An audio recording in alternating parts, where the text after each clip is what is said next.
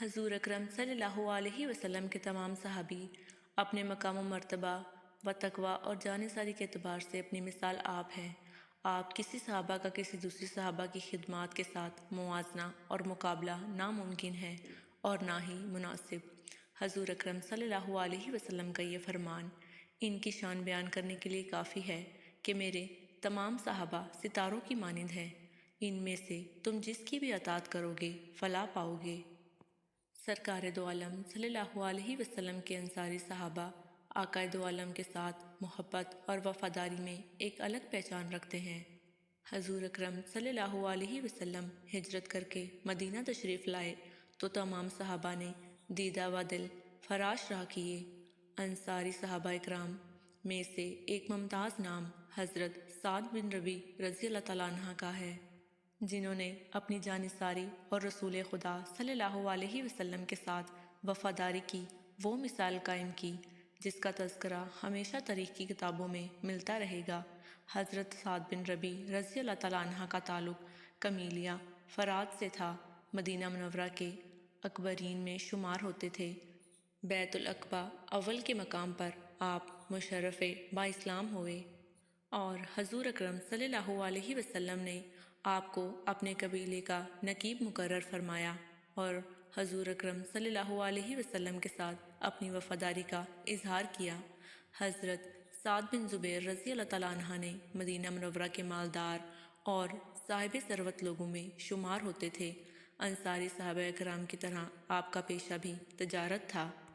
اپنی جود و سخاوت کی وجہ سے مدینہ منورہ اور گرد و نواح کے علاقوں میں اپنا ایک خاص مقام رکھتے تھے۔ غریباں و مسکین کی مدد اور غلاموں کو آزاد کرانا آپ کا معمول تھا۔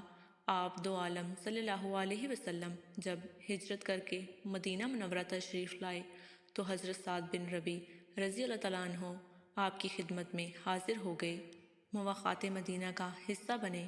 سرکار دو عالم صلی اللہ علیہ وسلم نے حضرت عبد الرحمن بن عوف رضی اللہ تعالیٰ عنہ کو آپ کا بھائی بنایا اور آپ نے بھائی چارے کی وہ مثال قائم کی جس کی کوئی اور مثال ملنا مشکل ہے۔ حضرت سعد بن ربیع رضی اللہ تعالیٰ عنہ کو مدینہ منورہ کے ان چند لوگوں میں شامل تھے جن کو لکھنا پڑھنا آتا تھا۔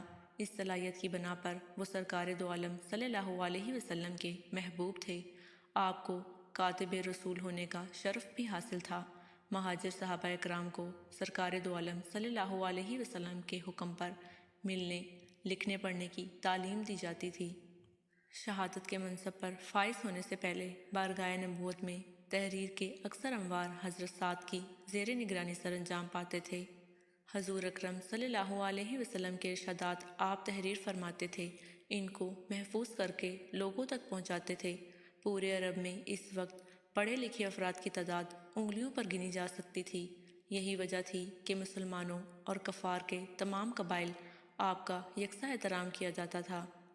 حضرت سعد بن ربیع رضی اللہ تعالیٰ عنہ ایک جان باز سپاہی تھے، بہادری اور شاہ سواری میں اپنی مثال آپ تھے۔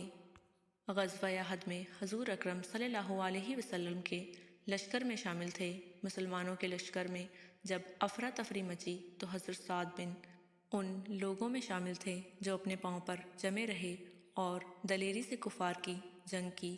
شدید جنگ کے عالم میں آپ تلوار بازی کے جوہر دکھاتے رہے اور کفار کے سر قلم کرتے رہے۔ حضرت سعد بن ربیع رضی اللہ تعالیٰ عنہ رجس پڑھتے اور بھاگتے ہوئے لوگوں کو کہتے، اے لوگو، محمد رسول اللہ صلی اللہ علیہ وسلم زندہ ہیں، دشمن پر ٹوٹ پڑو اور ان کو واصل جہنم کرو۔